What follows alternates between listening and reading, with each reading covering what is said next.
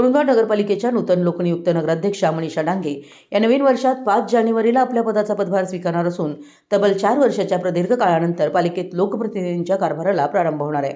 त्यामुळे गावातील सर्व प्रभागातील विकास कामाला गती मिळणार असल्यानं जनतेतून समाधान व्यक्त होत आहे। दरम्यान पहिली सर्वसाधारण सभा घेण्याबाबत जिल्हाधिकाऱ्यांनी मुख्याधिकाऱ्यांना पत्र पाठवले। नगरपालिकेचे नवनिर्वाचित नगराध्यक्ष सौ मनीषा डांगे यांच्या अध्यक्षतेखाली ही पहिली सर्वसाधारण सभा 5 जानेवारीनंतर केवळ 8 दिवसात उपनगराध्यक्ष आणि स्वीकृत नगरसेवकांची निवड करण्यात येणार आहे। कुरुंदवाड नगर परिषदेचे लोकनियुक्त नगराध्यक्ष तसेच निवडून आलेल्या नगरसेवकांची नावं शासन राजपत्रात प्रसिद्ध झाली असून शासन राजपत्र प्रसिद्ध झाल्यानंतर 25 दिवसात पहिली सर्वसाधारण सभा घेणं बंधनकारक असल्यानं 16 जानेवारी अखेर ही सभा होणार आहे।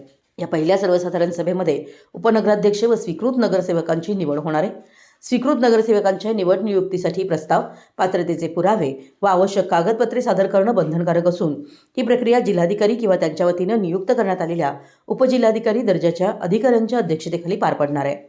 शासनाने वेळोवेळी जारी केलेल्या आदेशानुसार पहिली सर्वसाधारण सभा 25 दिवसाच्या आत घेऊन उपनगराध्यक्ष व स्वीकृत नगरसेवकांची निवड करणं आवश्यक आहे।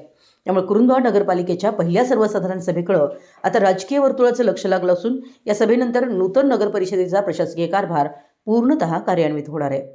मराठी एस न्यूजसाठी कुरुंदवाडहून संदीप अडसूळ।